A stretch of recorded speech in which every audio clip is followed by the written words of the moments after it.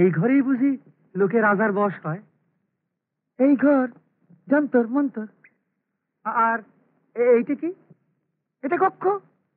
আর ওই রাক্ষসটা, ওটা দক্ষ। ও, এই হাতলে চাপ পড়লে ওই যক্ষের মুখ দিয়ে মন্ত্র বেরোয়, আর ওই কক্ষের মধ্যে যারা বন্দী থাকে তারা সেই মন্ত্রটা শিখে দেয়। সেটাই লক্ষ্য।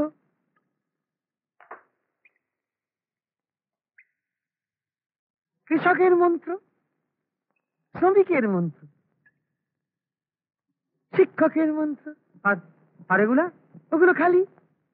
ও, এগুলাতে যেমন ইচ্ছা নতুন মন্ত্র পুড়ে দেওয়া যায়? যা ইচ্ছা তাই। রাজার মন্ত্র, যে কোনো মন্ত্র, যা ইচ্ছা তাই। তুমি তো রাজার দলে। আমি একা, আমি এক, আমি এক, আমি বাচ্চি অঙ্গ বিক্রম।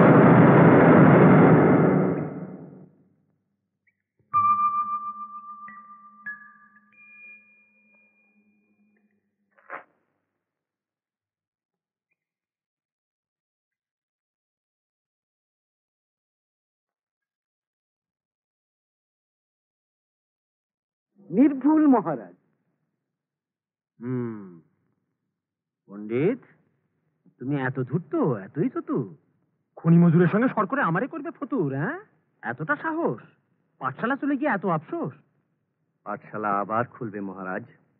ও, তো সেখানে পড়াবে কে?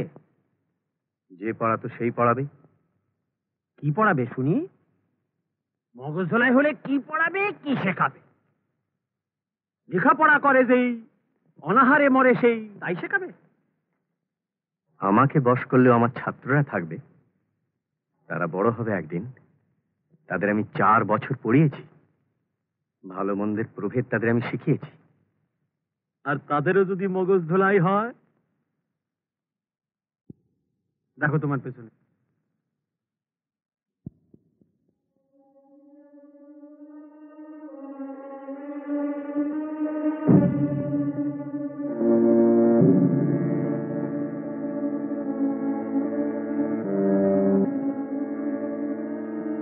শোনো পণ্ডিত, অন্য দেশে রাজদ্রোহীর কি শাস্তি হয়? হয় আজীবন কারাবাস, আর না হয় মুন্ডচ্ছেদে প্রাণ নাশ।